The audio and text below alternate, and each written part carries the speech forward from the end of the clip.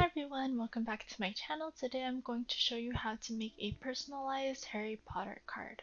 To start, I want to look for a background for my card or some images. I googled Harry Potter wallpaper and this was one of the ones that came up. It's free.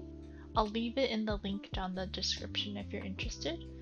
Next, I want to find a Harry Potter font. There's a website called thefont.com and they have a ton of fonts here. And I'm going to search Harry Potter. So this one shows up and I'm going to hit download. So after downloading, you'll have to open up the zip file. So you're going to open it by clicking on the true type font file and then click install. That way you'll have it installed into Design Space.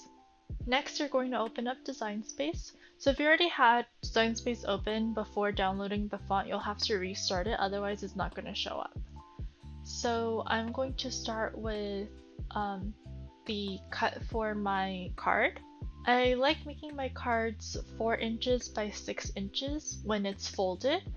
So I'm going to unlock it. My width is going to be 8 inches because I'm going to fold it in half, and my height is going to be 6 inches. And I'm using white paper. So depending on your image, you'll have to know where you're folding it. So I add a score line and I make the height 6 inches. So I want this to open from left to right, so I'm going to move this to 0, 0. And I'm going to add the score line right in the middle. So you can kind of estimate it here, or I personally like typing it in myself. So I put it in at 4, 0. The score line will just make it easier for me to fold once I'm done with the project. So now I'm going to go in and add my image. And you don't have to select anything. You want to keep it as a rectangle. And I'm going to insert my image. So after I insert it, it's a little too big. I'm going to change the width to 4. And I want this to be 4 by 6, so this is still a little too big. I'm going to add in another square, and I'm going to make this 4 by 6. I'm going to lay it over it and figure out where I would want to keep it. So I think I would want to keep more of the bottom part. So I'm going to stack it on top of each other and align bottom. And I'm also going to align right, just to make sure it's aligned everywhere. So then from here, I'm going to select both. So you can hover over it or select the two here and hit slice. So when I remove this, I have this piece that I cut out from that big piece. So I don't need this anymore and I don't need this anymore. And will fit perfectly right here. So it should be at 4, 0 because that's where I want my image to be. I'm going to move the score line up. Okay, so you can see this is where the fold is going to be and this is where my card cover is going to be. If you have a card that opens up and down, you can do the same thing that I have here. You'll also have a fold line here and then you'll just insert your image here. You might have to rotate it 90 degrees or 270 degrees to make sure that it's aligned correctly. So don't forget, this is the fold. So if you did have an image, you would probably want to rotate this to 70 so that it would be orientated this way. I hope that makes sense. Okay, let me move this back. So after that, I'm going to add in text. So into font, I'm going to go into system. So these are all the fonts that I have downloaded myself or were included with my computer. The font was called Harry P. So now I can type in anything I want. Happy birthday, David. So I personally like it aligned center, but you can align it however you want.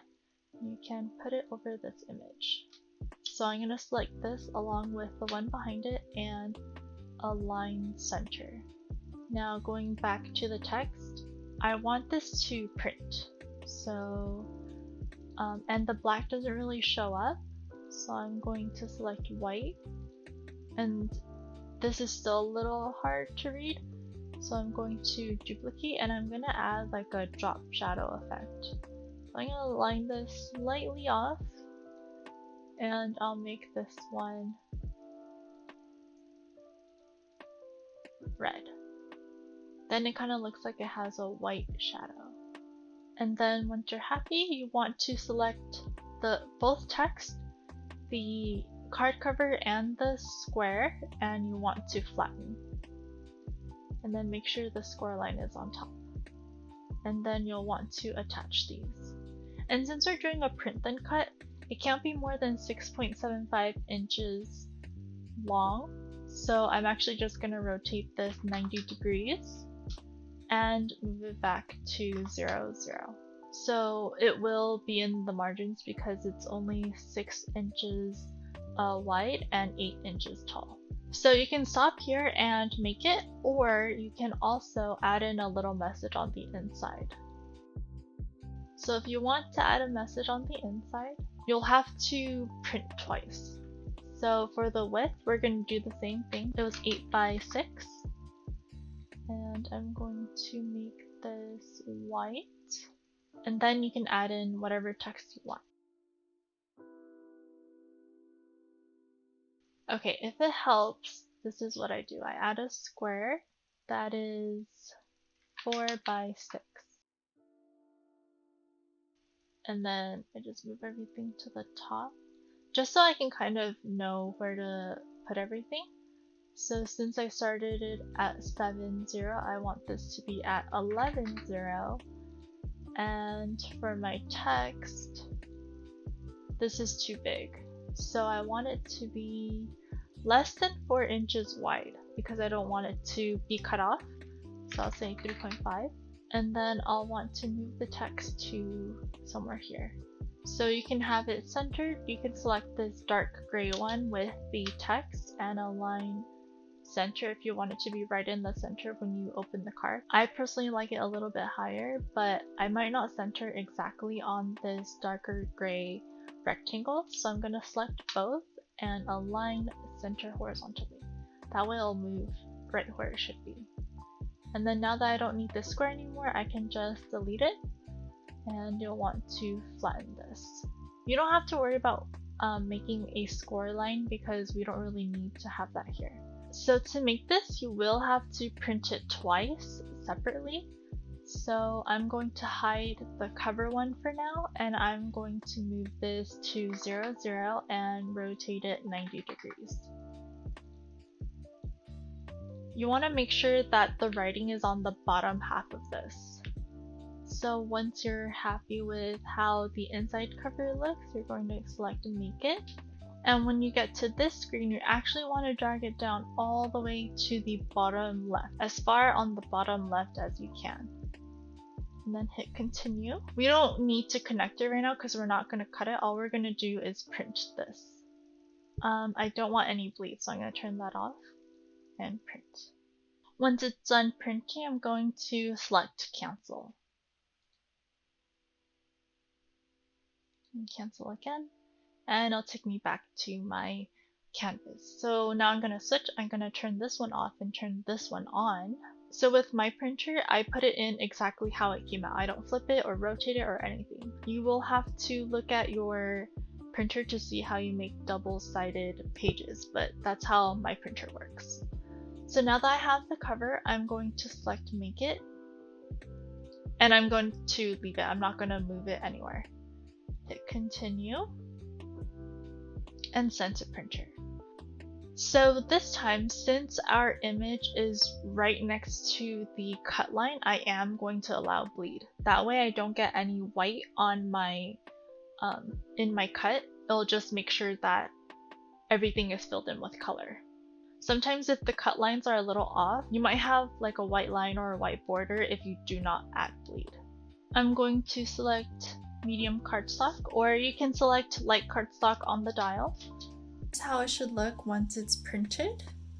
So we have the cover on one side, and when I flip it over, there's the inside. So that's what the card should look like. So make sure you add in your scoring tool. This is the one that I got from Amazon. I'll leave a link for it down in the description if you're interested. And this isn't really necessary. I just like using it because it makes sure that it's a straight line and it's perfect. When you put it on the mat, make sure it's the cover side that's up because that's the side that we told Cricut to cut.